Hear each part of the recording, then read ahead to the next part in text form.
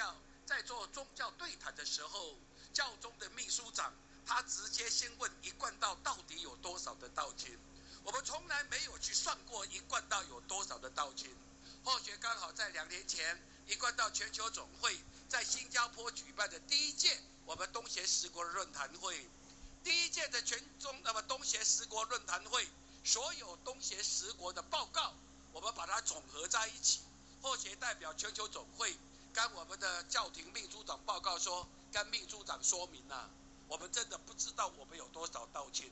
不过或许跟您讲一个数字，如果您听完，您帮我们说说看，我们有多少的道亲？或许就是说，东协10国，我们大概有3000万的志工，也就代表在东协10国有3000万的道亲。全场要拍手呢，你们听完不要拍手，因为有3000万的道亲。或许就问，那我们有80几个国家在办道，会有多少的道亲？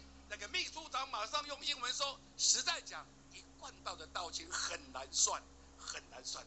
东协10国就3000万，那么80几个国家会有多少人呢？所以我们可以看得到，这就是祖师的天命的传承。